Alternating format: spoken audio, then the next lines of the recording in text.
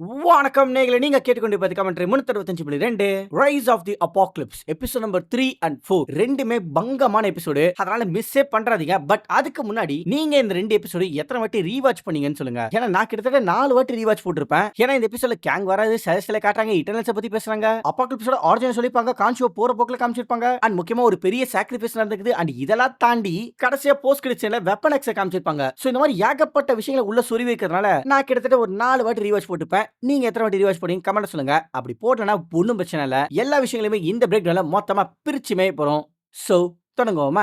Opening அந்த பாலடைஞ்ச எக்ஸ்பான்ஷன்ல நம்ம team assemble ஆயிருப்பாங்க. அதாவது 3960 ஏடி டைம்ல இருந்த Cyclops, Jean Grey, Storm, Morph, Wolverine and இவங்களை காப்பாத்த வந்த நம்ம ஃபோர்ஜ், இந்த 6 பேரையும் நேத்தன் டைம் ஸ்லைட் பண்ணி அவங்களோட டைம்லைனுக்கு அனுப்பியிருப்பான். சோ அவங்க இப்ப கரெக்டா எக்ஸ்பான்ஷனுக்கு வந்துடுறாங்க. ஆனா 3000 பிசில ட்ராப் ஆன ப்ரொஃபசர் எக்ஸ், மெக்னீட்டோ, பிசி, ரோக், நைட் காலர் இந்த 5 பேருமே திரும்ப வரல. அண்ட் இவங்களை காப்பாத்த போன பிஷப்பும் திரும்ப வரல. சோ அதனால இந்த இடத்துல பிரச்சனை என்னன்னா, எவ்வளவு நாள் அவங்க அந்த டைம்லைன்ல இருக்காங்களோ அந்த அளவுக்கு அந்த மொத்த டைம் ஸ்ட்ரீமும் மாத்தி எழுதப்படும். அதாவது பாஸ்ட் டைம்லைன் மாத்தி எழுதுறதுனால பிரசன்ட்டும் மாறும், ஃபியூச்சர் இல்லாம கூட போகும். சோ அதனால நம்ம போயிட்டு அவங்களை காப்பாத்துமே அப்படின்னு சைக்ளாப்ஸ் ஒரு செம்ம ஐடியா கொடுத்திருப்பாரு. ஆனா அது பண்ண முடியாது. ஏன்னா நம்ம பிஷப் கொண்டு போன அந்த டைம் பேண்டோட சிக்னல் கட் ஆயிருக்கு. சோ அதனால என்னதான் அவங்க 3000 பிசிலே இருந்தாலும் அவங்களோட எக்ஸாக்ட் டைம் அண்ட் பாயிண்ட் ரெண்டுமே இவங்களுக்கு தெரியாதனால அவங்க திரும்ப வர வரைக்கும் இவங்க பொறுமையா காத்து இருந்தா ஆகணும். அண்ட் அப்பதான் இதை அப்படியே கட் பண்ணி நமக்கு 3000 பிசிஏ காட்டுறாங்க. அதுவும் ஒரு ஏன்ஷியன்ட் எஜிப்ட் சிட்டியை தூரத்துல நின்று என்சபானூர் பார்த்துட்டு இருப்பாரு.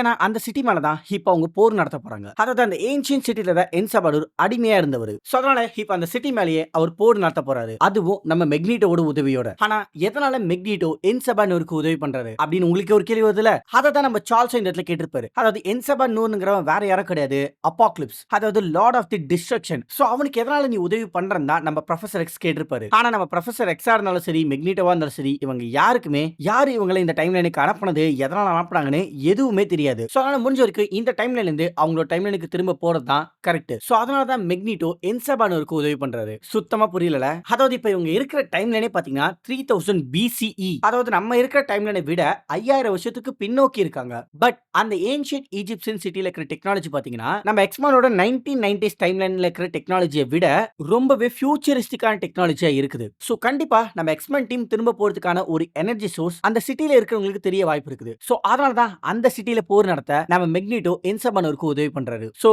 இப்போ உங்களுக்கு புரிஞ்சிருக்கும். அண்ட் இப்போ என்சபானூர் அவரோட ஆர்மி ஆஃப் சாண்ட்ஸ்டார்மை கூட்டிக்கிட்டு அந்த சிட்டி மேல போர் தொடுக்கிறதுக்கு பயங்கர ரேஜோட வந்துட்டு இருப்பாரு. அண்ட் அத கேண்ட்ரான்னு சொல்லக்கூடியவங்க அந்த நாட்டோட ஃபேரோ கிட்ட வந்து சொல்லிருப்பாங்க. பட் இவங்க எங்கேயும் பார்த்த மாதிரி இருக்குதுல?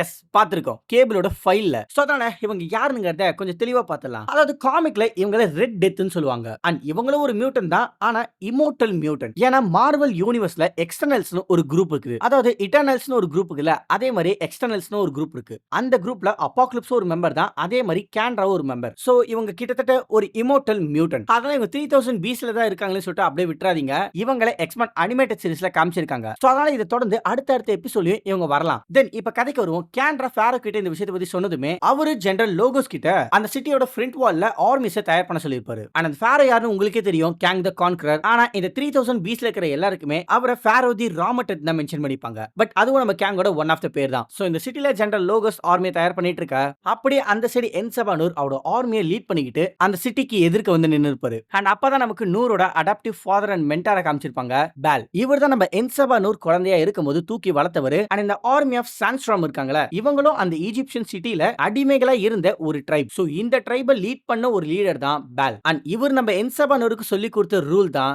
Survival of fitness. அதனால தான் இப்ப என்சபானூர் அந்த ஆர்மி ஆஃப் ஸ்ட்ராமை லீட் பண்றாரு. சோ இப்ப ரெண்டு பக்கமும் ஆர்மி தயாராயிட்டாங்க.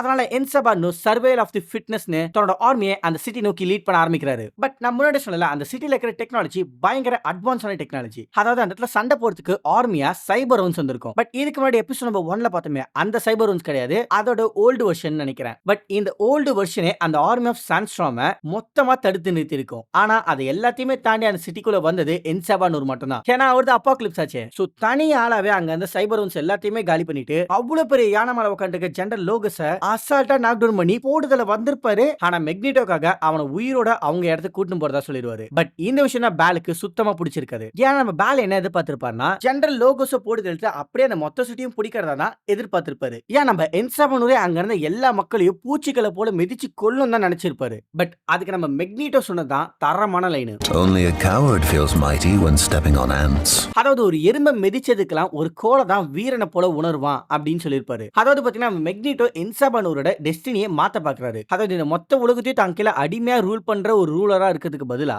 அவங்கள காப்பாத்துற ஒரு சேவியரா நம்ம என்சாபனூரை மாத்த பாக்குறாரு. அண்ட் நம்ம என்சாபனூரும் அதுதான் அவனோட டெஸ்டினிங்கிற மாதிரி மெக்னீட்டோவை நம்பி ஜெனரல் லோகோஸை கொல்லாம அவரோட நாடா இருக்கிற அக்காபாக்கு கூட்டிட்டு வந்துருவாரு. அண்ட் அங்கதான் நம்ம ப்ரொஃபசர் எக்ஸ், பீஸ்ட், ரோகன், நைட் காலர் இருக்காங்க. அதுவும் மத்த யாருக்குமே தெரியாத ஒரு சீக்ரெட் ரூம்ல. ஏன்னா நம்ம பீஸ்ட் அவங்க திரும்ப போறதுக்கான ஒரு டைம் டிவைஸை உருவாக்கிட்டு இருப்பாரு. அதுவும் அந்த ஏன்ஷியன் ஈஜிப்சியன் சிட்டில இருக்க சைபர் ஹவுன்ஸோட எனர்ஜி யூஸ் பண்ணி. பட் அது எப்பயும் நடக்கிற மாதிரியே ஃபெயிலியர் ஆயிடுது. சோ அதனால நம்ம பீஸ்ட் செம்மையா கடுப்பாகி அந்த சைபர் ஹவுன்ஸோட பார்ட்ஸ் எல்லாத்தையுமே தூக்கி குப்பையில போட்டுருவாரு. ஏன்னா நம்ம பீஸ்டால அந்த டெக்னாலஜி புரிஞ்சிக்கவே முடியல. ஏன்னா அந்த சைபர் ஹவுன்ஸோட டெக்னாலஜி செம்ம அட்வான்ஸ்டா இருக்குது. ஆனா இவங்களுக்கு தேவைப்படுற ஒரு எனர்ஜியை கூட அதால கொடுக்க முடியல. பட் இவங்களுக்கு தேவைப்படுற எனர்ஜி கிட்டத்தட்ட ஒரு காஸ்மிக் லெவல் எனர்ஜிங்கிற மாதிரி தான் பீஸ்ட் சொல்லியிருப்பாரு. அண்ட் அப்பதான் நம்ம சார்ல்ஸ்க்கு மெக்னீட்டோ சொன்ன விஷயம் ஞாபகம் வருது. அதாவது ஃபேரோவோட டெக்னாலஜி அடாப்ட் பண்றதுக்கு இவங்களுக்கு தேவைப்படுற ஜெனரல் லோகோஸ் கிட்ட கிடைக்க வாய்ப்பு இருக்குன்னு சொல்லியிருப்பாரு. சோ அத பத்தி பேசிக்கிட்டே நம்ம டீம் அந்த சீக்ரெட் ரூம் வந்து வெளியில வரும்போது தான் நம்ம ரோக் ஜெனரலா நம்ம கேட்கக்கூடிய கேள்வியை அவங்க கேட்டிருப்பாங்க. அதாவது நம்ம ப்ரொஃபசர் எக்ஸால ஜெனரல் லோகோஸோட மைண்ட்ல இருக்கிற இன்ஃபர்மேஷனை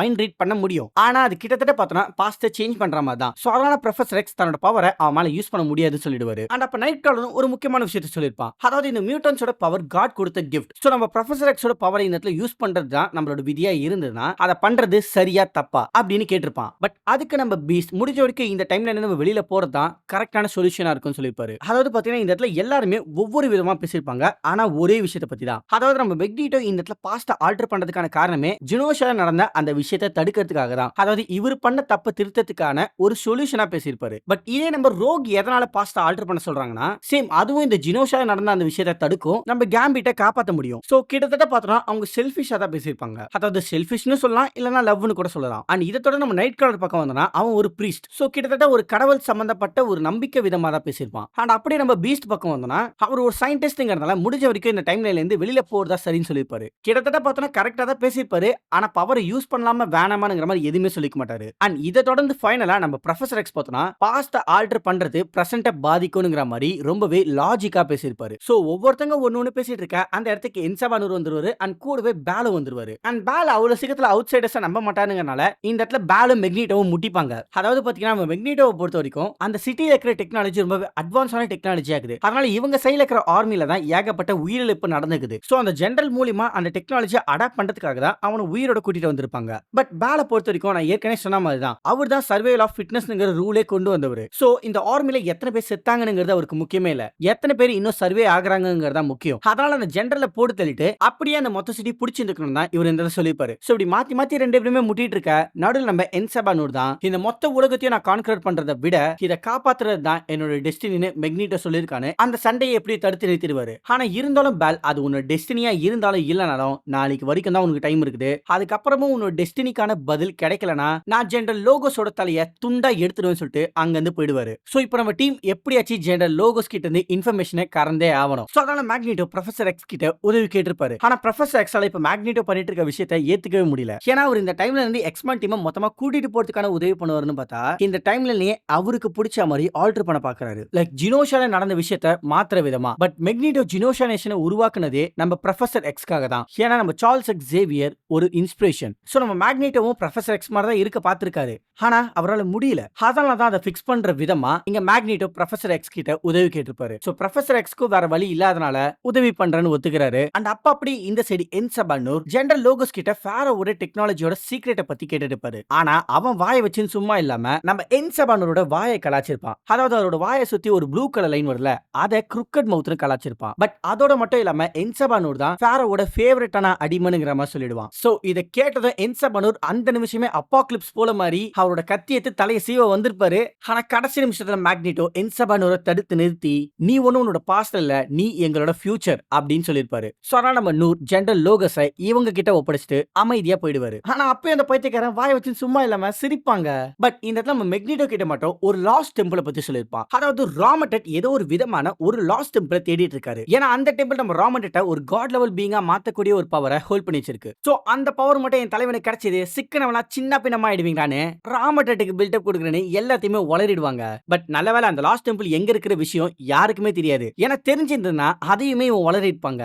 சோ இப்போ அந்த டெம்பிள்ல அந்த அளவுக்கு ஒரு பவர் இருக்கிறனால கண்டிப்பா அவங்க திரும்ப போறதுக்கான ஒரு வழியும் அந்த இடத்துல இருக்க வாய்ப்பு இருக்குது. சோ அதனால இந்த இடத்துல தான் அவனோட மைண்ட் ரீட் பண்றதுக்காக ப்ரொஃபசர் எக்ஸ் இறங்குறாரு. அண்ட் இந்த மைண்ட் ரீடிங்ல ஏகப்பட்ட விஷயங்களை காமிச்சிருப்பாங்க. ஆனா எதுவுமே நமக்கு அப்ப புரிஞ்சுக்காது. பட் இதை தொடர்ந்து வந்து எபிசோட் நம்பர் 4 பார்க்கும்போது புரியும். ஏன்னா அந்த மைண்ட் ரீடிங்ல காட்டப்பட்ட எல்லா விஷயமும் எபிசோட் நம்பர் 4ல நடக்க போறதுக்கான ஒரு ஃபோர் ஷேடோ. எப்படா சொல்றேன் கேக்குறீங்களா? இருங்க. அதாவது ஸ்டார்டிங்கே நம்ம ப்ரொஃபசர் எக்ஸ் ஒரு டெட் மூனை பாக்குற மாதிரி காமிச்சிருப்பாங்களே, அந்த டெட் மூனை நீங்களும் அவரோட சேர்ந்து நல்லா பாத்தீங்கன்னா தெரியும். அதை பாக்குறதுக்கு ஒரு விதமான ஹெல்மெட் மாதிரி இருக்கும். எஸ், அது நம்ம மெக்னீட்டோட ஹெல்மெட் தான். ஏன்னா எபிசோட் நம்பர் 4ல நம்ம மெக்னீட்டோ சாக்ரிஃபைஸ் பண்ணதுக்கு அப்புறம் அவர்கிட்ட இருந்து மிச்சம் இருந்தது இந்த ஹெல்மெட் மட்டும் தான். சோ அதனால தான் அதை ஒரு டெட் மூனா காமிச்சிருப்பாங்க. ஆனா நிறைய பேர் என்ன சொல்றாங்கன்னா அது ஆன்ஸ்லாட்கான ரெஃபரன்ஸ்ங்கிற மாதிரி சொல்றாங்க. ஆனா அது எந்த அளவுக்கு உண்மைன்னு தெரியல. பட் ஒருவேளை அது உண்மையா இருந்துச்சுன்னா நம்ம மெக்னீட்டோட சாக்ரிஃபைஸ்க்கு அது அர்த்தமே இல்லாம போயிடும். ஏன்னா நம்ம மெக்னீட்டோட கேரக்டர் டெவலப்மெண்ட் எடுத்தாலே நல்லவன் இருந்து கெட்டவன், கெட்டவன் இருந்து நல்லவன், நல்லவன் இருந்து கெட்டவன் பழைய டேப் கடை போட்ட மாதிரி லூப்லயே தான் ஓடிட்டு இருந்தது. ஆனா அதை இப்ப எப்படி ஒரு வழியா ரொம்பவே கன்வின்சிங்கா நம்ம மெக்னீட்டோ ஒரு நல்லவரா மத்தவங்களை காப்பாத்துறதுக்காக சாக்ரிஃபைஸ் பண்ணதா முடிச்சுக்கிறாங்க. பட் இப்ப மறுபடியும் அவர் ஆன்ஸ்லாட்டை கொண்டு வரதா சொன்னா, அதாவது ஆன்ஸ்லாட் இருக்கிறதுல ஒரு பயங்கர ஈவலான கேரக்டர். அண்ட் அவனோட ஆரிஜின் பாத்தீங்கன்னா நம்ம எக்ஸ்மேன் 97 சீசனோட ஃபினாலேல மெக்னீட்டோ நம்ம உல்வரீனோட உடம்புல இருக்கிற அடமேட்டியம் கூட பிரிச்சு எடுக்கும்போது ப்ரொஃபசர் எக்ஸ் மெக்னீட்டோட மைண்டை ஷட் டவுன் பண்றாருல, அதே விஷயம் தான் காமிக்ல நடந்திருக்கும். ஆனா அப்ப நம்ம ப்ரொஃபசர் எக்ஸோட சைக்கிக்கும் மெக்னீட்டோட பயங்கர ஈவலான ரேஜும் மர்ஜ் ஆகி அதுல உருவானவன் தான் இந்த ஆன்ஸ்லாட். சோ இவன் பயங்கர ஈவலான கேரக்டர். இவனை டிஃபீட் பண்றதுலாம் ரொம்பவே கஷ்டம். அதனால ஒரு நல்ல ரேட்டிங்ல இவனை கொண்டு வரல எனக்கு பிரச்சனையே கிடையாது. ஆனா இவனை கொண்டு வரது மூலமா மெக்னீட்டோட சாக்ரிஃபைஸ்க்கு அர்த்தமே இல்லாம போற மாதிரி தான் இருக்குது. ஏன்னா நம்ம மெக்னீட்டோட சாக்ரிஃபைஸ்க்கு நான் கொஞ்சம் ஃபீல் பண்ணேன். ஆனா இப்ப ஒரு மறுபடியும் ஆன்ஸ்லாட்டை கொண்டு வந்தா சி இதுக்கா ஃபீல் பண்ணும் அப்படிங்கிற மாதிரி தோணுதுல. அதனால தான் எனக்கு ஏதோ ஆன்ஸ்லாட் செட் ஆகாத மாதிரி தோணுது. பட் எதுவா இருந்தாலும் பொறுத்து வந்து பார்ப்போம். சரி ரொம்ப பேசியாச்சு, இப்ப கதைக்குள்ள போலாம். பட் நேயர்களே, ஒரு முக்கியமான விஷயத்தை நான் கண்டுபிடிச்சிருக்கேன். யாரா பயந்துனா மன்னிச்சிடுங்க. ஆனா ஒரு முக்கியமான விஷயத்தை நான் கண்டுபிடிச்சிருக்கேன். அதாவது இந்த சீன்ல இவ்வளவு நேரமா நான் அந்த டெட் மூண ஆன்ஸ்லாட்கான ஒரு ரெஃபரன்ஸ் ஆகும், இல்லனா மெக்னீட்டோ அடுத்த எபிசோட்ல சாக்ரிஃபைஸ் பண்றதுக்கான ஒரு ஃபோர் ஷேடோவா தான் இருந்ததா தான் நான் சொல்லிருப்பேன். பட் இந்த வீடியோ எடிட் பண்ணிட்டு இருக்கும்போது தான் இந்த விஷயத்தை நான் நோட் பண்ணேன். அதாவது நம்ம ரொம்ப நேரமாவே அந்த டெட் மூண தான் நோட் பண்ணிட்டு இருந்தோம். பட் அதை அப்படியே விட்டுட்டு கீழ இருக்கிற அந்த சாண்ட் மவுண்டன்ஸ் பாத்தீங்கன்னா அது ஒரு ஃபேஸ்ங்க. லிட்டரலா அதை திருப்பி வச்சு பாத்தீங்கன்னா கண்ணு வாய் மூக்குன்னு எல்லாமே இருக்கும். ஆனா அது வேற யாரோட ஃபேஸ் இல்லங்க, நம்ம மெக்னீட்டோட ஃபேஸ் தான். பட் இது நம்ம மெக்னீட்டோ ஆன்ஸ்லாட்டா மாற போறானுங்கிறதுக்கான ஒரு ரெஃபரன்ஸா இல்ல மெக்னீட்டோ சாக்ரிஃபைஸ் பண்ண போறானுங்கிறதுக்கான ஒரு ஃபோர் ஷேடோவான்னு தெரியல. பட் பாக்கும்போது செமையாச்சுல. எனக்கு ஃபர்ஸ்ட் டைம் பாக்கும்போது அப்படிதான் இருந்தது. அதனால தான் இந்த வீடியோவோட எடிட்டை பாதியிலே நிறுத்திட்டு உங்ககிட்ட சொல்லணும்னு வந்துட்டேன். சரி இப்போ நான் போயிட்டு எடிட்டை கண்டினியூ பண்றேன். நீங்க வீடியோ கண்டினியூ பண்ணுங்க. பட் வீடியோ மட்டும் ஸ்கிப் பண்ணாதீங்க. நான் உங்க கூட சேர்ந்து எடிட் பண்ணிருக்கேன். அண்ட் இதை தொடர்ந்து நம்ம ப்ரொஃபசர் எக்ஸ் ஒரு டெசர்ட்ல விழுற மாதிரி காமிச்சிருப்பாங்க. ஏன்னா கடைசியில நம்ம ப்ரொஃபசர் எக்ஸ் விழுந்திருந்த இடம் ஒரு டெசர்ட் தான். அண்ட் இதுக்கப்புறம் நம்ம ப்ரொஃபசர் எக்ஸ் ஒரு பிளாக் ஹோலை பாக்குற மாதிரி காமிச்சிருப்பாங்க. ஏன்னா அந்த ஏன்ஷியன்ட் ஈஜிப்சியன் சிட்டியை அழிக்கிறதுக்கு அப்பாகலிப்ஸ் ஒரு பிளாக் ஹோலை தான் உருவாக்கி இருப்பாரு. சோ அதை தான் இந்த இடத்துல காமிச்சிருப்பாங்க. அண்ட் இதோட ஃபைனலா இந்த மைண்ட் ரீடிங் முழுக்க நம்ம சார்ல்ஸ்க்கு ஒரு விதமான வாய்ஸ் கேட்டுக்கிட்டே இருக்கும். அண்ட் அந்த வாய்ஸ் என்ன சொல்லிருக்குன்னா he is where the end begins, அதாவது அப்பாகலிப்ஸ் தான் முடிவுக்கான ஆரம்பமே அப்படின்னு சொல்லிருப்பாங்க. பட் அந்த வாய்ஸ் யாரான்னு கேட்டீங்கன்னா அது உங்களால அந்த டெம்பிளுக்கு பின்னாடியே பார்க்க முடியும். அதாவது ஒரு 6 நட்சத்திரம் ஒண்ணா இருக்குதுல, அதுதான் செலஸ்டியல் ஈசா. அவர் தான் நம்ம என்சபானூரை அப்பாகலிப்ஸா தேர்ந்தெடுத்தவர். சோ அதனால தான் அவரோட வாய்ஸ் இந்த இடத்துல கேட்டிருக்கோம். பட் இந்த லாஸ்ட் டெம்பிளை பார்த்தோடவே ப்ரொஃபசர் எக்ஸ் அந்த மைண்ட் ரீடிங்ல இருந்து வெளியில வந்துருவாரு. பட் இந்த மைண்ட் ரீடிங்ல அவர் அந்த லாஸ்ட் டெம்பிளை பார்த்தாரே தவிர அந்த டெம்பிளோட எக்ஸாக்ட் லொகேஷனை அவரால் கண்டுபிடிக்க முடியல. ஏன்னா ஜெனரல் லோகோஸோட மைண்ட்ல அந்த டெம்பிளோட சில பீஸ் ஆஃப் லொகேஷன்ஸ் தான் இருக்கும். லைக் ஒரு டெசர்ட் பேட்டர்ன் ஆஃப் ஸ்டார்ஸ், அது கீழே தான் இந்த டெம்பிள்னு சில பீஸ் ஆஃப் லொகேஷன்ஸ் தான் இருக்குமே தவிர எக்ஸாக்ட்டா அந்த டெம்பிள் எந்த இடத்துல இருக்குன்னு இவருக்கு தெரியல. சோ அந்த மைண்ட் ரீடிங்ல பார்த்த விஷயத்தை தான் டீம் கிட்ட சொல்லிட்டு இருப்பாரு. அண்ட் அப்ப மேக்னீட்டோ எந்த விதமான ஃபோர்ஸாவே இருந்தாலும் நம்ம அதை ஒன்னா சேர்ந்து எதிர்த்து நிப்போம் அப்படின்னு சொல்லிக்கிட்டே அவங்களோட சீக்ரெட் ரூம் ஒரு டோர் ஓபன் பண்ணா அங்க பேல் நம்ம டீம் உருவாக்கி வச்சிருந்த எல்லாத்தையுமே என்சபானூருக்கு காமிச்சிடுவாரு. சோ அதை பார்த்ததுமே நம்ம நூறுக்கு புரிஞ்சிருது எக்ஸ்மென் டீம் அவர்கிட்ட போய் சொல்லிருக்காங்கன்ட்டு. சோ அதனால மேக்னீட்டோட கண்ணை எதிர்க்கவே ஜெனரல் லோகோஸோட தலையை துண்டா எடுத்துடுறாரு. ஏன்னா lies are the weapons of weak, அதாவது பலவீனமா இருக்கிறவங்களோட ஆயுதம் தான் பொய்கள். சோ இப்போ நம்ம எக்ஸ்மென் டீம் போய் சொல்லியிருக்கிறதுனால அவங்களும் சர்வே ஆகிறதுக்கு ஃபிட்னஸே கிடையாது. அதனால ஜெனரல் லோகோஸோட தலையை துண்டா எடுத்துட்டு அப்படியே நம்ம டீமையும் மொத்தமா முடிச்சிருங்கன்னு சொல்லிடுவாரு. சோ அதனால அங்க இந்த ஆர்மி ஆஃப் சாண்ட்ஸ்டார்ம் கத்தி கோடாலி அம்புன்னு எடுக்க அவங்கள ஒரே ஒருத்த மட்டும் கன் எடுத்திருப்பான். அண்ட் அதுதான் நம்ம பிஷப். தகலி அங்க இருந்து எல்லாருமே பட்டு பட்டுன்னு போட்டு தள்ளிட்டு அப்படியே பேலையும் ஃபயர் பண்ணிடுவாரு. சோ அதனால நம்ம என்சபானூர் சம்மர் ஏஜோட சண்டைக்குள்ள இறங்க அப்பதான் நமக்கு ஒரு முக்கியமான விஷயத்தை காட்டுறாங்க. அதாவது ஜெனரல் லோகோஸோட கண்ணுல ஒரு விதமான ஐ ட்ராக்கர் இருந்துக்குது. சோ அந்த ட்ராக்கரோட சிக்னல் மூலமா ராமட்டட் என்சபானூர் எந்த இடத்துல இருக்கானுங்கிறத தெரிஞ்சுக்கிட்டு அகாவா சிட்டியை நோக்கி ஒரு அட்டாமிக் பிளாஸ்டை லான்ச் பண்ணிடுவாரு. அண்ட் அப்ப அப்படியே இந்த சைடு நம்ம பிஷப் தன்னோட பவர் மூலமா என்சபானூரை ஸ்ட்ரைக் பண்ணிட்டு அவர் எடுத்துட்டு வந்த டைம் பேட நம்ம டீம் கிட்ட கொடுத்துட்டு அந்த இடத்துல எல்லாருமே தப்பிக்கலான்னு பார்த்தா மறுபடியும் நம்ம என்சபானூர் சண்டை ஆரம்பிச்சு ஆரம்பிக்க அந்த அட்டாமிக் பிளாஸ்ட் அந்த மொத்த சிட்டியுமே தரமட்டமாக்கிடுது. லிட்டரலா அந்த மொத்த சிட்டியுமே அழிஞ்சிடுது. ஆனா அந்த இடத்துல என்சபானூரும் நம்ம எக்ஸ்மேன் டீம் மட்டும் தான் உயிரோட தப்பிக்கிறாங்க. சோ தன்னோட மொத்த நாடும் அழிஞ்சிருச்சு. தன்னோட அடாப்டிவ் ஃபாதர் அண்ட் மென்டார் பேலு இறந்ததுனால நம்ம என்சபானூர் செம்ம காண்ல பாரு. அதுவும் எந்த அளவுக்குனா நம்ம ப்ரொஃபசர் எக்ஸால என்சபானூர் மைண்டுக்குள்ள கூட போக முடிஞ்சிக்காது. அந்த அளவுக்கு அவர் மைண்ட் ஃபுல்லாவும் ரேஜ் மட்டும் தான் இருக்கும். பட் அந்த ரேஜ் எல்லாத்தையுமே அவர் கட்டுப்படுத்திப்பாரு. ஏன்னா நம்ம என்சபானூரை பொறுத்த வரைக்கும் அவரோட லைஃப்ல ஒரே ஒரு ரூல் மட்டும் தான், சர்வேல் ஆஃப் ஃபிட்னஸ். அதை சொல்லி கொடுத்தது என்னதான் பேலாவே இருந்தாலும் அவரே ஃபேரோட அட்டாக்ல இறந்துட்டாரு. ஆனா எக்ஸ்மேன் டீம் சர்வே ஆயிருக்காங்க. சோ அதனால அந்த கோவம் எல்லாத்தையுமே அப்படியே மறந்துடுவாரு. ஆனா மெக்னிட்டோ இவ்வளவு நாளா சொல்லிட்டு இருந்த அந்த பொய்யை மட்டும் மன்னிக்கவே மாட்டாரு. அண்ட் அப்பதான் நம்ம சார்ல்ஸ் என்சபானூர் கிட்ட மெக்னிட்டோ சொன்னது எல்லாமே உண்மைதான், ஆனா அவன் எல்லாத்தையுமே உன்கிட்ட சொல்லல, சோ அத நான் உனக்கு சொல்றேன்னு என்சபானூர் கிட்ட தனியா பேசுறதுக்காக போயிடுவாரு. அண்ட் அப்ப அப்படி இந்த சைடு நம்ம எக்ஸ்மேன் டீம் இவ்வளவு நாளா அவங்க அந்த பாஸ்டர் ரீரைட் பண்ணிட்டு இருக்க விஷயத்தை பத்தி பிஷப் கிட்ட சொல்லிருப்பாங்க. ஆனா அதை நம்ம பிஷப்பால ஏத்துக்கவே முடியாது. ஏன்னா அவங்க பண்ணிட்டு இருக்கிறது கிட்டத்தட்ட ஒரு சாத்தியமே இல்லாத விஷயம் மாதிரி. அதாவது இருக்கறதுல ஒரு வொர்ஸ்ட் மியூட்டன் அபாக்லிப்ஸ நல்லவனா மாத்த முயற்சி பண்ணிட்டு இருக்காங்க. அதுவும் ஜினோஷியால நடந்த அந்த விஷயத்தை தடுக்கிறதுக்காகவும் ஒரு பெட்டர் ஃபியூச்சருக்காகவும். ஆனா அதுல பிஷப்க்கு சுத்தமா நம்பிக்கையே இல்ல. லைக் ஸ்டார்டிங் அவ சார்ல்ஸ் எப்படி இருந்தாரோ அப்படிதான் பிஷப் இங்க இருக்காரு. ஆனா யோசிச்சு பாத்தீங்கன்னா பிஷப்பே அவரோட பிரசன்ட் டைம்ல காப்பாத்துறதுக்காக தான் அவரோட பாஸ்ட் டைம்ல இருக்க 90s டைம்லைனுக்கு வந்து எக்ஸ்மேன் டீமோட சேர்ந்து போராடி அவரோட பிரசன்ட் டைம்ல காப்பாத்தி இருப்பாரு. சிம்பிளா சொன்னா பாஸ்ட ரீரைட் பண்ணி அவரோட பிரசன்ட்ட காப்பாத்தி இருக்காரு. சோ அதே மாதிரி இந்த இடத்துல நம்ம எக்ஸ்மேன் டீம் அவங்களோட பிரசன்ட் டைம்ல காப்பாத்துறதுக்காக பாஸ்ட அவங்களுக்கு பிடிச்ச மாதிரி ரீரைட் பண்றாங்க. சோ நீ பண்ண விஷயத்தை தான் நாங்களும் பண்றோம்ங்கற மாதிரி மேக்னிட்டோ பிஷப்போட வாயை மொத்தமா அடைச்சிருவாரு. ஆனா அதுக்கு நம்ம பீஸ்ட் முடிஞ்ச வரைக்கும் இந்த டைம்ல இருந்து நம்ம சீக்கிரமா கிளம்பதா சரின்னு எல்லாருமே சேர்ந்து ஓட் பண்ணுவோமே அப்படின்னு கை தூக்குனா நம்ம மேக்னிட்டோ பிஷப்போட கையில இருக்கிற டெம்பாடோட எனர்ஜியை மொத்தமா அப்சர்வ் பண்ணிடுவாரு. அதை ஏன் பண்ணனு கேட்டா நான் ஓட் பண்ண அப்படின்னு சொல்லுவாருங்க. அதாவது நம்ம ப்ரொஃபசர் எக்ஸ் ஜெனரல் லோகோஸோட மைண்ட்ல ஒரு லாஸ்ட் டெம்பரை பார்த்தார்ல, அந்த இடத்துல இந்த டெம்பாட சரி பண்ணதுக்கான போதுமான எனர்ஜி இருக்குது. சோ அதனால என்சபானூர் சரியான பாத்துக்கு நம்ம லீட் பண்ணாலே போதும், அந்த இடத்துல இந்த டெம்பாட பக்காவா சரி பண்ணிக்கலான்ட்டு எல்லாருமே ஒரே சைட் ஓட் பண்ண வச்சிருப்பாரு. அண்ட் இந்த விஷயம் நம்ம பிஷப்ப செம்மையா கடுப்பேத்தி இருக்கும். பட் இப்ப வேற வழி இல்லாதனால மேக்னிட்டோட பேச்சை கேட்டுதான் ஆகணும். அண்ட் அப்படி இந்த சைடு நம்ம சார்ல்ஸ் என்சபானூர் கிட்ட நாங்க யாருமே இந்த டைம்ல சம்பந்தப்பட்டவங்க கிடையாது, எல்லாருமே ஃபியூச்சர் டைம்ல தான் வந்திருக்கோங்கிற விஷயத்தை சொல்லிடுறாரு. அண்ட் அதை விட முக்கியமா எக்ஸ்மேன் டீமை பத்தியும் எல்லாத்தையுமே சொல்லிடுவாரு. லைக் எக்ஸ்மேன்ஸ் எல்லாருமே மியூட்டன்ஸை பாதுகாக்கிறவங்க அண்ட் அவங்களோட பவர்ஸை எப்படி யூஸ் பண்ணணுங்கிறத ட்ரெயின் பண்ணி ஒரு பெட்டரான வேர்ல்டை பில்ட் பண்றவங்கன்னு எல்லாத்தையுமே சொல்லிடுவாரு. அண்ட் எனக்கு தெரிஞ்சதுக்கு இதனால தான் 90s டைம்ல இருக்கிற அப்பாக்லிப்ஸ்க்கு எக்ஸ்மேனை நல்லாவே தெரிஞ்சிருக்குதுன்னு நினைக்கிறேன். சோ இதை தான் சொந்த வயலே சூனி வச்சுக்கன்னு சொல்லுவாங்களோ. சரி அதை விடுங்க. இப்போ நம்ம சார்ல்ஸ் சொன்னது கேட்ட என்சபானூரால அதை ஏத்துக்கவே முடிஞ்சிருக்காது. ஏன்னா அவரை பொறுத்த வரைக்கும் ஒரு பெட்டரான வேர்ல்டுனா அவரோட சிட்டியும் அவரோட மக்களும் தான். ஆனா அதை ஃபேரோ அழிச்சதுனால ஒரு பெட்டரான வேர்ல்டுங்கிறதே கிடையாதுங்கிற மாதிரி தான் சொல்லியிருப்பாரு. ஆனா அப்பதான் நம்ம சார்ல்ஸ் ஜெனரல் லோகோஸோட மைண்ட்ல பார்த்த லாஸ்ட் டெம்பிள் மூலமா ஃபேரோ உங்ககிட்ட இருந்து எடுத்துக்கிட்ட எல்லா விஷயத்தையுமே உன்னால் ரீபில்ட் பண்ண முடியும்னு சொல்லி நம்ம என்சபானோட மைண்டை ரீட் பண்ண ஆரம்பிச்சிருப்பாரு. ஏன்னா அந்த லாஸ்ட் டெம்பிள் நம்ம என்சபானோட தான் ஒரு இட்டர்னலா தேர்ந்தெடுக்குது. சோ அதனால அவரோட மைண்டை ரீட் பண்ணி பார்க்கும்போது தான் நம்ம என்சபானோட ஆரிஜினை நம்ம காட்டுறாங்க. அதாவது நம்ம 100 குழந்தையா இருக்கும் போதே அவரோட அம்மா ஒரு ஓப்பன் டெசர்ட்ல அவரை அப்படியே விட்டுட்டு போயிருப்பாங்க. அண்ட் அவங்களோட கழுத்துல பாத்தீங்கன்னா ஒரு கோல்டன் ஸ்கெராப் இருக்கும். எனக்கு தெரிஞ்சிருக்கு என்சபானோருக்கு அந்த ஸ்கெராப் தான் ஞாபகம் இருக்குதுன்னு நினைக்கிறேன். சோ அதனால தான் அவங்க அம்மாவோட ஞாபகார்த்தமா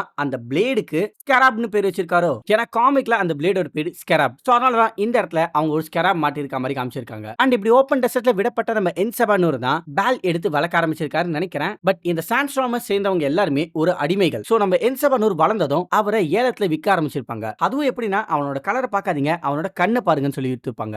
ஏன்னா நம்ம என்சபானூரோட கலர் கொஞ்சம் வித்தியாசமா இருக்கும். அதே மாதிரி அவருக்கு கிரிக்கெட் மவுத் வர இருக்கும். அதனால தான் கலரை பார்க்காதீங்க, கண்ணை பாருங்கன்னு சொல்லிருப்பாங்க. அண்ட் இந்த எபிசோட்ல நிறைய விஷயங்களை கண்ணோட ரிஃப்ளெக்ஷன் மூலமா தான் காமிச்சிருப்பாங்க. சோ அதனால தான் கண்ணை பாருங்கங்கிற மாதிரி நம்ம கிட்டே சொல்ல வந்திருக்காங்களோ தான் நினைக்கிறேன். சோ அந்த கண்ணில் காட்டுற அந்த ரிஃப்ளெக்ஷன்ஸ் எல்லாம் அந்த சீன் வரும்போதெல்லாம் ஒண்ணு பார்ப்போம். நீங்களும் நல்லா ஷார்ப்பா பார்த்துட்டே வாங்க, நான் ஏதாவது மிஸ் பண்ற போறேன். அண்ட் என்னதான் என்சபானூர் ஒரு அடிமையாவே இருந்தாலும் அதுலயும் அவரை ஒரு அவுட் கேஸ்டா தான் ஒதுக்கி வச்சிருக்காங்க. ஏன்னா என்னதான் எல்லாருமே படுத்து தூங்குறதுக்கான ஒரு போர்வை இருந்தாலும் அவருக்கு எதுவுமே கொடுக்காம அவரை ஒதுக்கி வச்சிருப்பாங்க. சோ இந்த மாதிரியான அடிமை வாழ்க்கையில கடந்து வரும்போதே அவரோட வில் பவர் ரொம்பவே அதிகரிச்சிருக்கு. சோ அதனால தனியானவே ஒரு சிலையை தூக்கி நிறுத்தி இருப்பாரு. அண்ட் அந்த சிலை யாரோடதுன்னா நம்ம கான்ஷுவோடது. அண்ட் எனக்கு தெரிஞ்ச வரைக்கும் ராமடெட்க்கு முன்னாடி கான்ஷு தான் அந்த இடத்தை ரூல் பண்ணிருப்பாருன்னு நினைக்கிறேன். ஏன்னா ராமடெட்க்கு இதே மாதிரியான ஒரு சிலையை தான் அந்த ஏன்ஷியன் இஜிப்சியன் சிட்டில அங்க இருந்த அடிமைகள் தூக்கி நிறுத்திருப்பாங்க. சோ ஃபாரோக்கு முன்னாடி அந்த இடத்தை கான்ஷு கான்ஷு தான் ரூல் பண்ணியிருக்கணும். ஆனா அதுக்கப்புறம் ஏதோ ஒரு விஷயம் நடந்தா இப்ப அந்த இடத்த ராமடட் ரூல் பண்றாரு. தென் இப்படி தனியால அவ்வளவு பெரிய சிலை தூக்கி நிறுத்தினதும் அங்க இருந்த பொதுமக்கள் எல்லாருமே நம்ம என்சபானூரை செலிப்ரேட் பண்ணிருப்பாங்க. சோ அதுக்கப்புறம் பாத்தீங்கன்னா அவர் தூங்குறதுக்கு தேவையானது எல்லாத்தையுமே கொடுத்திருப்பாங்க.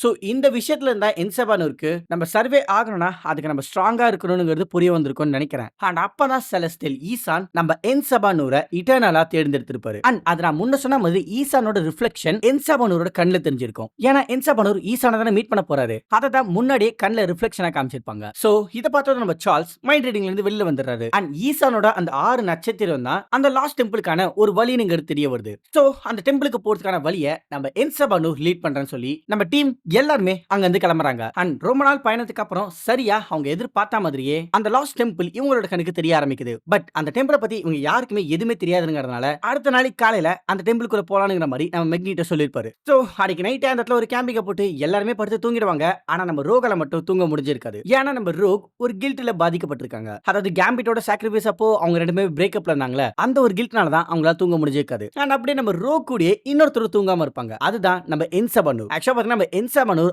ஆரம்ப காலத்துல இருந்தே தூங்குனதே கிடையாது. ஏன்னா அவருக்கு இந்த அடிமையான வாழ்க்கையில இருந்து இந்த உலகத்தை கான்கர் பண்ணணுங்கிற அந்த ஒரு மோட்டிவ் மட்டும் தான் மண்டக்குள்ள ஓடிட்டு இருக்கு. சோ அதனால அவரால தூங்க முடிஞ்சிருக்காது. சோ இந்த இடத்துல என்சபானூரை பார்த்து நம்ம ரோக் நீ ஏதாச்சும் இந்த லவ்ல இருந்திருக்கியா அப்படின்னு கேட்டிருப்பாங்க. ஆனா அதுக்கு நம்ம என்சபானூர் சொன்னதுதான் வேற மாதிரியான லைன். அதாவது நம்ம என்சபானூர் பிறந்ததுல இருந்தே அவர் நேசிச்சவங்களா இருந்தாலும் இல்ல அவர் கூட இருந்தவங்களா இருந்தாலும் ஒண்ணு அவர் விட்டு ஒதுங்கி போயிடுவாங்க, இல்லனா இறந்து போயிடுவாங்க. அதாவது லவ் இஸ் a pain. அதாவது ஒரு வீக்னஸ். அதை எனக்குள்ள என்னால கொண்டு வர முடியாது அப்படின்னு சொல்லிருப்பாரு. தக்காளி டேய் எட்ரா நோட்ஸ் எட்ரா டேய் இதெல்லாம் கல்வெட்ரா பா என்ன மாதிரி லைன்ங்க. அதாவது நம்ம ரோக பொறுத்த வரைக்கும் லவ்னுங்கிறது வாழ்றதுக்கான ஒரு ரீசன். ஆனா அதே நம்ம என்சபானூரை பொறுத்த வரைக்கும் லவ்னுங்கிறது ஒரு பெயின், அதாவது ஒரு வீக்னஸ். பட் இதை கேட்டது நம்ம ரோக் உனக்கும் அப்படிப்பட்ட ஒரு எமோஷன் வரும்னு சொல்லிட்டு தூங்க போயிடுவாங்க. அண்ட் அப்பதான் நமக்கு ஃபேரோ த ராமட்டை காட்டுறாங்க. அவரே நம்ம ப்ரொஃபசர் எக்ஸ் மைண்ட் ரீட் பண்ணும்போது ஒரு ஹெல்மெட் யூஸ் பண்ணுவார்ல, அதே மாதிரியான ஒரு ஹெல்மெட் யூஸ் பண்ணி நம்ம சார்ல்ஸ் எக்ஸ் ஜேவியரோட இன்டராக்ட் பண்ணுவாரு. ஆனா அப்ப ராமட்டோட வாய்ஸ் மட்டும் கேட்காம இன்னும் ஏகப்பட்ட சில வாய்ஸ் கேட்டிருக்கும். ஆனா அந்த சப்டைட்டில்ல மிஸ்chievous வாய்ஸ்னும் அசர்ட்டிவ் வாய்ஸ்னும் மென்ஷன் பண்ணிப்பாங்க.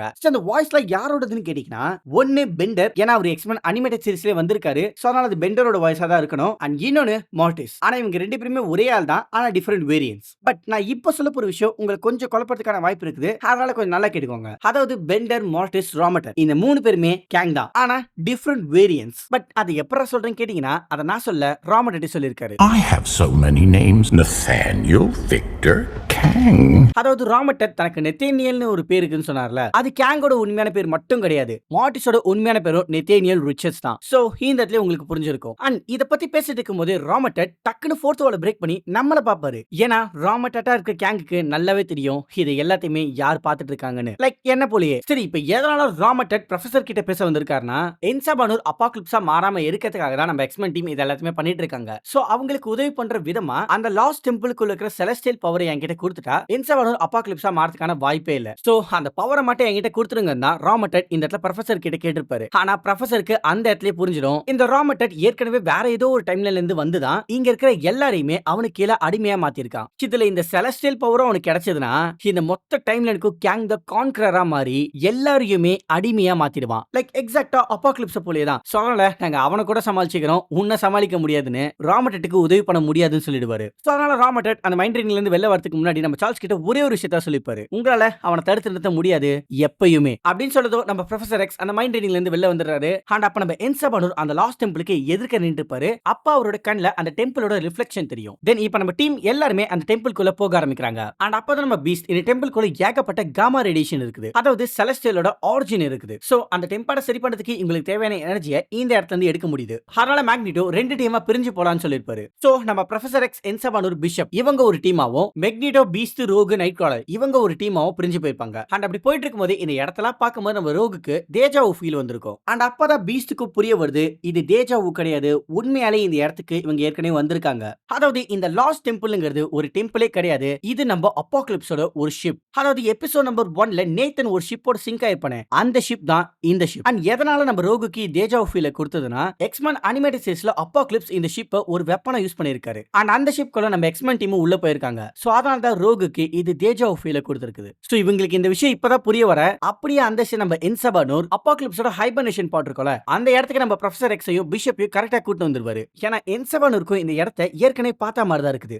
பட் இவ்வளவு நேரம் எல்லாமே ஸ்மூத்தா போயிட்டு இருக்க இந்த இடத்துல தான் எல்லாமே மாற ஆரம்பிக்குது. அதாவது எக்ஸ்மென்ஸ் எல்லாருமே தனக்கு உதவி பண்ணல, தன்னை தடுக்க தான் முயற்சி பண்றாங்கன்னு என்சபானூருக்கு தெரிய வந்துருது. ஏன்னா அந்த ஐபர்னேஷன் பாட்ல நம்ம அப்பாக்லிப்ஸோட மொத்த ஆரிஜினுமே இருக்கும். லைக் எக்ஸ்மென்ஸ் எல்லாமே என்சபானூரை தடுக்கிறது, செலஸ்டர் ஈசான என்சபானூர் பாக்குறது, அப்பாக்லிப்ஸா மாறுறது, அவரு கீழே ஒரு 4 ஹார்ஸ்மென்ஸ் இருக்கிறதுன்னு எல்லாமே அந்த இடத்துல வரையப்பட்டிருக்கும். சோ ஃபைனலா என்சபானூருக்கு புரிய வந்துருது நம்ம எக்ஸ்மென் டீம் மறுபடியும் அவர்கிட்ட போய் சொல்லிருக்காங்கன்ட்டு. சோ அதனால அங்க அந்த பிஷப்பையும் ப்ரொஃபசர் எக்ஸையும் நாக் டவுன் பண்ணிட்டு அந்த செலஸ்டியல் பவரை சமன் பண்ணிருப்பாரு. அண்ட் அப்ப நம்ம ப்ரொஃபசர் எக்ஸ் என்சபானூர் கிட்ட இந்த வேர்ல்ட எந்த விதமான டார்க் ஃபோர்ஸும் இல்லாத ஒரு பெட்டர் வேர்ல்டா நம்மளால மாத்த முடியும்ங்கற மாதிரி கன்வின்ஸ் பண்ணதா பாத்துருப்பாரு. ஆனா அப்ப நம்ம அப்பாக்லிப்ஸ் அது எல்லாமே உங்களோட டெஸ்டினி, என்னோடது எவால்வ் ஆகுறதா அப்படின்னு சொல்லி அந்த செலஸ்டியல் பவரை அப்சர்வ் பண்ணலாம்னு போகும்போது அப்பதான் நம்ம எக்ஸ்மென் டீம் இறங்குறாங்க. முடிஞ்ச வரைக்கும் என்சபானூரை அந்த செலஸ்டியல் பவர் கிட்ட இருந்து தூரமா தான் கொண்டு போக பார்ப்பாங்க. ஆனா என்சபானூர்ங்கிறது யாரு? அப்பாக்லிப்ஸ். சோ அங்க இருந்து எல்லாருமே போட்டு பொளந்துட்டு அந்த செலஸ்டியல் பவரை எடுத்துருவாரு. சோ பூம், தலைவன் டைரக்டா ஈசானதா பார்த்திருப்பான். ஏன்னா அவர் தான் நம்ம என்சபானூரை அப்பாக்லிப்ஸா தேர்ந்தெடுத்தவர். அதாவது இந்த உலகத்துல இருக்கிற எல்லா விஷயத்துக்கும் ஒரு நாள் முடிவு வரும். அதாவது முடிவுல இருந்து தான் ஒரு தொடக்கமே ஆரம்பிக்குது. அண்ட் அதே தொடக்கத்துக்கும் முடிவுங்கிறது ஒண்ணு இருக்கு. சோ அதனால தான் என்சபானூரை ஒரு முடிவா ஈசான் தேர்ந்தெடுத்திருக்காரு. சோ அதனால இங்க நம்ம என்சபானூர் அந்த இட்டர்னல் ஷோரை எண்டோர் பண்றாரு. அண்ட் அப்ப அப்படி இந்த சைடு நம்ம எக்ஸ்மென் டீம் என்ன பண்ணனே தெரியாம முழிச்சிட்டு இருக்க சரியான டைம்ல நம்ம பீஸ்ட் பிஷப் ஒரு டெம்பர் டிவைஸை சரி பண்ணி எடுத்துட்டு வந்துருவாரு. சோ அதனால நம்ம பிஷப் இவங்க எல்லாருமே அவங்களோட டைம்ல கூட்டிட்டு போலான்னு பார்த்தா நம்ம ப்ரொஃபசர் எக்ஸ், பீஸ்ட், ரோகு, நைட் கிராலர்னு எல்லாருமே முடிஞ்ச வரைக்கும் அப்பாக்லிப்ஸை இன்னமும் தடுக்கிறதுக்காக தான் பார்ப்பாங்க. சோ அதனால நம்ம பிஷப் செம்மையா கடுப்பாகி ஒழுங்கு மரியாதையா என் கூட சேர்ந்து பிரசன்ட் டைம்ல வர வழியை பாருங்க, இல்லனா உங்களை இழுத்துக்கிட்டு போக வேண்டியதா இருக்கும் அப்படின்னு சொல்லிருப்பாரு. அண்ட் அப்பதான் நம்ம மெக்னிட்டோ இந்த கதையில வில்லனா அது நானா மட்டும் தான் இருக்கணும்னு பிஷப்போட டெம்பர் டிவைஸை ஆக்டிவேட் பண்ணி இவங்க எல்லாருமே பிரசன்ட் டைம்ல அனுப்ப பாப்பாரு. ஆனா அப்ப நம்ம ப்ரொஃபசர் எக்ஸ் மட்டும் மெக்னிட்டோவை தனியா விட்டு போக கூடாதுன்னு அவரோட கேப்ப ரொம்ப டைட்டா பிடிச்சிருப்பாரு. பட் அப்ப நம்ம மெக்னிட்டோ உங்களை திரும்ப அனுப்புறதுக்கு நான் உதவி பண்றேன்னு சொன்னல, அதையாச்சும் என்ன பண்ண விடுன்னு நம்ம ப்ரொஃபசர் எக்ஸையும் பிரசன்ட் டைம்ல அனுப்பதான் பாப்பாரு. ஆனா அப்ப கரெக்டா என்சபானூர் அப்பாக்லிப்ஸை இறங்கிடுவாரு. சோ அதனால பிஷப் ஓப்பன போர்ட்டல் க்ளோஸ் ஆயிடுங்க. ஏன்னா அப்பாக்லிப்ஸ் தன்னோட ஐகானிக்கான அந்த சூட்ல என்ட்ரி கொடுக்கும் போது அந்த இடத்துல ஒரு விதமான வேவ் கிரியேட் ஆயிருக்கும். சோ அதனால அந்த போர்ட்டல் க்ளோஸ் ஆகி நம்ம ப்ரொஃபசர் எக்ஸ், மெக்னிட்டோ ரெண்டு பேருமே போர்ட்டலுக்குள்ள போகாம வெளியில வந்து விழுந்துருவாங்க. அண்ட் வந்ததுமே நம்ம அப்பாக்லிப்ஸ் விட்ரா வண்டியன்னு ராமட்டோட கிங்டம் நோக்கி தான் அந்த ஷிப்பை மூவ் பண்ணிருப்பாரு. அண்ட் அப்பதான் அந்த லாஸ்ட் டெம்பிளுக்கு அடியில இருக்க அந்த மொத்த ஷிப்புமே வெளியில வர ஆரம்பிக்கும். சோ அதனால அப்பாக்லிப்ஸையும் அந்த ஷிப்பை தடுக்கிறதுக்காக மெக்னிட்டோ அண்ட் ப்ரொஃபசர் எக்ஸ் முடிஞ்ச வரைக்கும் எல்லாத்தையுமே பண்ண பாக்குறாங்க. லைக் நம்ம ப்ரொஃபசர் எக்ஸ் அப்பாக்லிப்ஸோட மைண்டுக்குள்ள போயிட்டு என்சபானூரோட பழைய நினைவுகள் எல்லாம் கொண்டு வர பாப்பாரு. ஆனா அப்பாக்லிப்ஸ் ஈஸியாவே டெலபதிக்கல் பவரை பிளாக் பண்ணிடுவாரு. சோ அதனால மெக்னிட்டோ மட்டும் தான் அப்பாக்லிப்ஸை தனி ஆளா சமாளிச்சுக்கிட்டு நம்ம ப்ரொஃபசர் எக்ஸ் அந்த ஷிப்போட கமாண்டிங் ஏரியாக்கு திரும்பி விட்டுருவாரு. ஏன்னா அந்த ஷிப் அந்த மொத்த ஈஜிப்சியன் சிட்டியும் அழிக்க போகுது. சோ அதனால நம்ம ப்ரொஃபசரும் அப்பாக்லிப்ஸ் கொடுத்த அந்த கமாண்டை மாத்தலாம் தான் பாப்பாரு. ஆனா அந்த ஷிப் அப்பாக்லிப்ஸோட வெசல் மூலமாவே உருவாக்கப்பட்ட ஒரு ஷிப். அதனால அது அப்பாக்லிப்ஸோட பேச்சு மட்டும் தான் கேட்கும். சோ இப்போ அந்த ஷிப் அந்த கிங்டம் நோக்கி வரத பார்த்ததுமே கேண்ட்ரா வந்துட்டு இருக்கிறது என்சபானூர்ங்கறத கண்டுபிடிச்சாங்க. ஆனா அவங்களுக்கு தெரியாத ஒரு விஷயம் என்னன்னா என்சபானூர் தான் அப்பாக்லிப்ஸ்னு. சோ அதனால ராமட்டட் இதுக்கப்புறமே இந்த டைம்லைன் நான் கான்க்ரூட் பண்ண போறது கிடையாது. ஏன்னா அப்பாக்லிப்ஸை தடுக்கணும்னா இனிமே எக்ஸ்டர்னல்ஸ் வந்தாதான் முடியும்ங்கிற மாதிரி சொல்லிட்டு போயிருப்பாரு. அதாவது இதுக்கு முன்னாடி நான் எக்ஸ்டர்னல்ஸ்னு ஒரு குரூப் இருக்குன்னு சொன்னல, அதை தாங்க இந்த இடத்துல மென்ஷன் பண்றாரு. அதுவும் நம்ம கேண்ட்ரா பத்தி சொல்லிருப்பாரு. ஏன்னா கேண்ட்ராவும் எக்ஸ்டர்னல்ஸ் குரூப்ல ஒன் ஆஃப் த மெம்பர் தானே, அதை தான் கேங் இந்த இடத்துல ஹிண்ட் பண்றாருன்னு நினைக்கிறேன். பட் எதனால அப்பாக்லிப்ஸ் வரத பார்த்ததுமே கொஞ்சம் கூட சண்டை போடணும்னு கூட நினைக்காம இந்த டைம்லைன்ல இருந்து செதறாருன்னு கேட்டீங்கன்னா கேங் இதுக்கு முன்னாடி ஏகப்பட்ட டைம்லைனை பார்த்திருக்காரு. சோ அதனால நான் அவர் சொன்னதே சொல்றேன், only the time will tell. So gang இந்த டைம்லைன்ல இருந்து கிளம்புனதுமே நமக்கு மறுபடியும் அந்த ஷிப்பை தான் காட்டுறாங்க. அங்க நம்ம மேக்னிட்டோ அப்பாக்லிப்ஸை தடுக்கிறதுக்காக முடிஞ்ச வரைக்கும் இறங்கி சண்டை போட்டுட்டு இருக்க நம்ம ப்ரொஃபசர் எக்ஸ் மறுபடியும் ஒரு வாட்டி அப்பாக்லிப்ஸோட மைண்டுக்குள்ள போகிறதுக்காக டெலபதிக்கல் பவர் யூஸ் பண்ணிருப்பாரு. ஆனா அந்த டெலபதிக்கல் பவரே அப்பாக்லிப்ஸ் ப்ரொஃபசருக்கு எதிராக திருப்பி இருப்பாரு. சோ அந்த அளவுக்கு பயங்கர பவர்ஃபுல்லா மாதிரி ரெண்டு பேரையும் போட்டு பொளந்துட்டு அந்த மொத்த ஈஜிப்சியன் சிட்டியும் தரமட்டமா ஆக்கிடுன்னு அந்த ஷிப்புக்கு ஒரு புது கமாண்டை கொடுத்துருவாரு. சோ சொன்னது போல அந்த ஷிப் ஒரு பிளாக் ஹோலை உருவாக்கி அந்த சிட்டியை அழிக்க ஆரம்பிக்க அப்ப இந்த சைடு அப்பாக்லிப்ஸ் நம்ம ப்ரொஃபசர் எக்ஸ தன்னோட ஹார்ஸ்மேனா மாத்திரன்னு சொல்லிருப்பாரு. அண்ட் காமிக்ல இப்படிப்பட்ட ஒரு விஷயம் நடந்துக்குதுங்க. அதாவது அப்பாக்லிப்ஸோட ஹார்ஸ்மேனா நம்ம ப்ரொஃபசர் எக்ஸ் இருந்திருக்காரு. சோ அதை தான் இந்த இடத்துல அப்பாக்லிப்ஸ் பண்ண வந்திருப்பாரு. ஆனா ப்ரொஃபசர் எக்ஸ் கிட்ட வரும்போது நம்ம மெக்னிட்டோ அந்த ஷிப்ல இருக்கிற எல்லா மெட்டல்ஸ் மூலமாவும் அப்பாக்லிப்ஸை ஒரு குக்கூன்ல அடைச்சி அந்த ஷிப்ல இருந்து தூக்கி வீசிடுவாரு. பட் இன்னும் அந்த பிரச்சனை முடியல. ஏன்னா அந்த சிட்டியை ஒரு பிளாக் ஹோல் தரமட்டமாக்கிட்டு. சோ இப்போ அதை தடுத்து ஆகணும். ஆனா அது பிளாக் ஹோலுங்க, இருக்கிறதுல ஒரு பவர்ஃபுல்லான ஒண்ணு. பட் மேக்னிட்டோ அவரோட பவர் மூலமா அதை தடுக்க முடியும்னு சொல்லிருப்பாரு. ஆனா அப்படி பண்ணா கண்டிப்பா நீ செத்துருவனே நம்ம ப்ரொஃபசர் எக்ஸ் எப்படியாச்சும் தடுக்கறதா முயற்சி பண்ணுவாரு. ஆனா நம்ம மெக்னிட்டோவை பொறுத்த வரைக்கும் ஜினோஷால நடந்த மாதிரியான ஒரு விஷயம் மறுபடியும் நடக்க விட மாட்டேன்னு சொல்லி நம்ம ப்ரொஃபசர் எக்ஸை சுத்தி ஒரு மெட்டல் ஷீல்டை உருவாக்கி அவரே அந்த ஷிப்ல இருந்து வெளியில அனுப்பிட்டு தலைவன் தனியா அந்த பிளாக் ஹோலை சமாளிக்கிறதுக்காக இறங்குறாங்க. லிட்டரலா அவர் கிட்ட இருக்கிற எல்லா பவரையும் யூஸ் பண்ணி, அதாவது நம்ம மேக்னெட்டோ கிட்ட இருக்கிற அந்த மேக்னெட்டிசம் பவரை எடுத்துட்டா அவர் ஒரு ஹியூமனா மாறிடுவார்ல, அந்த அளவுக்கு அவருடைய எல்லா பவரையும் யூஸ் பண்ணி அந்த பிளாக் ஹோலை சுத்தி ஒரு மேக்னெட்டிக்கல் ஃபீல்டை உருவாக்கி இருப்பாரு. பட் அந்த செலஸ்டியல் ஷிப் இருந்தா அப்பாக்லிப்ஸ் மறுபடியும் இன்னொரு பிளாக் ஹோலை உருவாக்குறதுக்கான வாய்ப்பு இருக்குதுன்னு அந்த ஷிப்பையும் இந்த பிளாக் ஹோலுக்குள்ள புஷ் பண்ணிருப்பாரு. சோ ஒரு பெரிய எக்ஸ்ப்ளோஷன் நடந்து அந்த பிளாக் ஹோல் தடையுமே இல்லாம காணாம போக அந்த சிட்டி காப்பாத்தப்படுதுங்க. ஆனா அப்ப மேக்னெட்டோ அந்த டெசர்ட்ல ரொம்பவே இம்பாக்டா வந்து விழுறாரு. அண்ட் இது எல்லாத்தையுமே தூரத்துல நின்னு பார்த்துட்டு நம்ம சார்ல்ஸ் மெக்னிட்டோக்கு என்னாச்சுங்கிறத பார்க்கறதுக்காக தவந்து வந்துட்டு இருப்பாரு. ஆனா மெக்னிட்டோ தன்னோட கையை கூட தூக்க முடியாத அளவுக்கு செம்மையா அடி வாங்கி உயிரை மட்டும் தான் கையில பிடிச்சிட்டு இருப்பாரு. சோ நம்ம ப்ரொஃபசர் எக்ஸ் கொஞ்சம் கொஞ்சமா தவந்து வந்துட்டு இருக்க அப்போ மெக்னிட்டோக்கு பின்னாடி அப்பாக்லிப்ஸ் வராருங்க. அண்ட் அப்பாக்லிப்ஸ் நம்ம மெக்னிட்டோவோட ஹெல்மெட்டை பிடிச்சி தூக்கி நம்ம ப்ரொஃபசர் எக்ஸ் கிட்ட, கமான் இப்போ சொல்லு சார்ல்ஸ், இவ்வளவு நாளா நீ எத்தனை போய் என்கிட்ட சொல்லிருப்ப, இப்போ ஒரே ஒரு போய் மட்டும் இவனுக்காக சொல்லு, இது எல்லாமே சரியாயிடும், எல்லாத்தையும் காப்பாத்திடலான்ட்டு அப்படின்னு நம்ம அப்பாக்லிப்ஸ் சொல்லிருப்பாருங்க. அண்ட் அப்ப நம்ம ப்ரொஃபசர் எக்ஸ் தன்னோட டெலபாத்திக்கல் பவர் மூலமா மேக்னெட்டோ கிட்ட மன்னிப்பு கேட்டிருப்பாரு. ஏன்னா அந்த இடத்துல மெக்னிட்டோவை அவரால் காப்பாற்ற முடியல. சோ அந்த இடத்துல அழுதுகிட்டே மெக்னிட்டோ கிட்ட ப்ரொஃபசர் எக்ஸ் மன்னிப்பு கேட்க அப்போ அப்பாக்லிப்ஸ் தன்னோட கையை ஒரு கன்னா மாத்தி மெக்னிட்டோவை அந்த இடத்துல வேப்பரைஸ் பண்ணிடுறாரு. அண்ட் அது எல்லாமே ப்ரொஃபசர் எக்ஸோட கண்ணோட ரிஃப்ளெக்ஷன்ல காமிச்சிருப்பாங்க. சோ மெக்னிட்டோ கிட்ட இருந்து இப்ப மிச்சம் இருக்கிறது அவரோட ஹெல்மெட் மட்டும் தான். சோ அதை தூக்கி நம்ம சார்ல்ஸ் கிட்ட அவர் வீசிருப்பாரு. அண்ட் அப்பதான் நம்ம சார்ல்ஸ் அப்பாக்லிப்ஸ் கிட்ட பேசுறாரு. அதாவது உன்னோட அம்மா நீ இந்த அளவுக்கு ஒரு மோசமான ஒருத்தனா மாற போறணுங்கிறது தெரிஞ்சுதான் உன்னை அந்த டெசர்ட்லயே விட்டுட்டு போயிருக்காங்க. சோ பால் மட்டும் உன்னை அந்த இடத்துல கண்டுபிடிக்காம இருந்திருந்தா எப்படிப்பட்ட ஒரு பெட்டரான வேர்ல்டு இருந்திருக்கும்னு ரொம்பவே மோசமா அப்பாக்லிப்ஸ் பத்தி பேசியிருப்பாரு. பட் சார்ல்ஸ் இது வரைக்கும் யாரையுமே இந்த அளவுக்கு மோசமா பேசினதே கிடையாதுங்க. ஆனா ஏன் இந்த இடத்துல அப்படி பேசினார்னா தன்னோட உயிர் நண்பனை அப்பாக்லிப்ஸ் தான் கண்ணு எதிர்க்க கொண்டு இருக்கார்ல, அந்த எமோஷன்னால தான் அவர் அப்படி பேசியிருப்பாரு. பட் இது எல்லாத்தையுமே கேட்டு இருந்த அப்பாக்லிப்ஸ் பொறுமையா நம்ம சார்ல்ஸ ஒரு பூச்சியை போல நெசுக்க தான் வந்திருப்பாரு. ஆனா அப்பதான் மெக்னிட்டோ சொன்ன விஷயத்த அவர் சொல்லியிருப்பாரு. அண்ட் இதுக்கப்புறம் சார்ல்ஸ் அமைதியா அந்த ஹெல்மெட் மட்டும் இறுக்கமா பிடிச்சிக்கிட்டு அப்படியே படுத்துட்டு இருப்பாரு. அண்ட் கொஞ்ச நேரத்திலேயே அந்த மொத்த இடமும் இருண்டு போக அப்பதான் பிஷப் தன்னோட டெம்பர் டிவைஸ் மூலமா மறுபடியும் அதே டைம்லைனுக்கு வந்து நம்ம ப்ரொஃபசர் எக்ஸை கூட்டிட்டு போக அப்படியே இந்த எபிசோட முடிச்சிருப்பாங்க. தக்காளி லிட்டரலா சொல்ற இந்த எபிசோட நான் இதோடவே மூடி வச்சுட்டேன். பட் இந்த எபிசோட ஒரு போஸ்ட் கிரெடிட் சீன் இருக்கிறது தெரிஞ்சுதான் மறுபடியும் வந்து பார்த்தனே. அண்ட் இந்த போஸ்ட் கிரெடிட் சீன்ல நம்ம உல்வரின் யாரோ ஒருத்தருக்காக ஒரு பில்டிங் மேல வெயிட் பண்ணிட்டு இருப்பாரு. அது வேற யாரும் இல்ல, நம்ம கேப்டன் அமெரிக்கா கூட நம்ம பிளாக் விடோ அவங்களோட ஐகானிக்கான சூட்ல வந்திருப்பாங்க. அண்ட் இந்த இடத்துல நம்ம கேப்டன் அமெரிக்கா ஒரு வெப்பன் எக்ஸ் ஃபைல உல்வரின் கிட்ட கொடுத்திருப்பாரு. சோ அடுத்த எபிசோடு முழுக்க இந்த வெப்பன் எக்ஸ் பத்தி தான் போக போகுதுன்னு நினைக்கிறேன். ஏன்னா அடுத்த எபிசோட பேரு weapon X lies and DVD. And இந்த இடத்துல நம்ம உல்வரினுக்கு போன் கிளாஸ் தான் காமிச்சிருக்காங்க. சோ உல்வரின் கிட்ட இந்த வெப்பன் எக்ஸ் ஃபைல் எல்லாம் கொடுக்கறதெல்லாம் பார்த்தா மேபி தலைவனுக்கு அடமெண்டைம் கிளாஸ் மறுபடியும் கொண்டு வர போறாங்களோ தெரியல. எதுவா இருந்தாலும் நம்ம போட்டு அடுத்த எபிசோட்ல பார்ப்போம். அண்ட் அடுத்த எபிசோட பாத்தீங்கன்னா எனக்கு டைம் கிடைக்குமோ நான் பண்ணிடுறேன். ஏன்னா நம்ம சேனல்ல நான் ரொம்ப நாளாவே ஃப்ரைடே காமிக்ஸ் போடுறதே இல்ல. சொன்னால நிறைய பேர் செம்ம கடுப்புல இருந்திருப்பீங்க. அவங்க எல்லாருக்கிட்டையுமே நான் மன்னிப்பு கேட்டுக்கிறேன். இது எல்லாமே என்னோட தப்பு தான். ஃப்ரைடே காமிக்ஸ்க்கு கரெக்டா டைம் மேனேஜ் பண்ணாம ரொம்ப நாளா நான் தவிச்சிட்டு இருந்தேன். பட் இப்போ கொஞ்சம் டைம் ஷெட்யூல் பண்ண ஆரம்பிச்சிருக்கேன். சோ இந்த வாரத்துல இருந்து ஃப்ரைடே காமிக்ஸ் மிஸ் ஆகாது. அண்ட் இதை தொடர்ந்து இந்த வாரமே ஆடிசி படம் வரதுனால அதுக்கு நான் ஒரு வீடியோ போட்டாகணும். அண்ட் நிறைய பேர் ஏகப்பட்ட காமிக்ஸ் வர கேட்டிருக்கீங்க. சோ அதெல்லாம் பண்ண வேண்டியதுனால அடுத்த எபிசோட டைம் கிடைக்கும் டக்குன்னு பண்ணிடுறேன். நீங்களும் பட்டுன்னு பாத்துருங்க. அண்ட் அடுத்த எபிசோட்ல உல்வரினுக்கு போன் கிளாஸ் வந்து அடமெண்டைம் கிளாஸ் கொடுக்கறதா சொல்றதுனால நீங்களும் நம்ம உல்வரினை போலயே லைக் அண்ட் சப்ஸ்கிரைப் பண்ண அடிச்சு நொறுக்கி காட்டுங்க. பாப்பமே எத்தனை உல்வரின் ஃபேன்ஸ் இருக்கீங்கன்னு. சரி, இதோட உங்களை ஒரு தரமான வீடியோல மறுபடியும் வந்து சந்திக்கிறேன். அண்ட் அது வரைக்கும் நீங்க கேட்டுக்கொண்டிருப்பது கமெண்ட்ரி 365.2. அப்புறம் பார்க்கலாம்.